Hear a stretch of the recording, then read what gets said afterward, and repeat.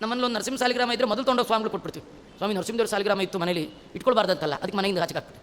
ಅಲ್ರಿ, ಸಿಂಹ ಬೇರೆ ಪ್ರಾಣಿಗಳಿಗೆ ಮಾತ್ರ ಗುಮ್ಮ, ತನ್ನ ಮರಿಗೆ ಅದು ಅಮ್ಮ.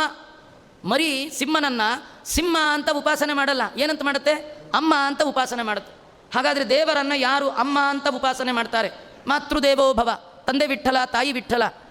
ಹನುಮ ನಮ್ಮ ತಾಯಿ ತಂದೆ, ಭಗವಂತನನ್ನೇ ನಮ್ಮ ತಾಯಿ ಅಂತ ಉಪಾಸನೆ ಮಾಡುವವರಿಗೆ ಅವು ಎಂದು ಗುಮ್ಮ ಅಲ್ಲ, ಅವನು ಅಮ್ಮ. ಬೇರೆ ಪ್ರಾಣಿಗಳು ಮಾತ್ರ ಸಿಂಹನ ನೋಡಿ ಹೆದರುತ್ತೆ, ಅದೇ ಮರಿ ಹೆದರುತ್ತಾ? ಕುತ್ತಿಗೆ ಮೇಲೆ ಬಂದು ಕೊಡುತ್ತೆ. ಅಷ್ಟು ಸಲಿಗೆ.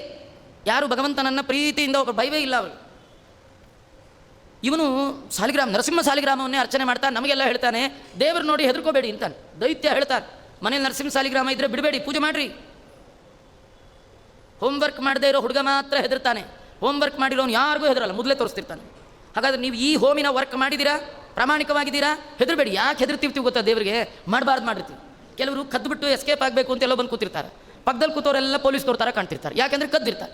ತಾನು ಕಳ್ಳ, ಪರರ ನಂಬ ಅಂತ.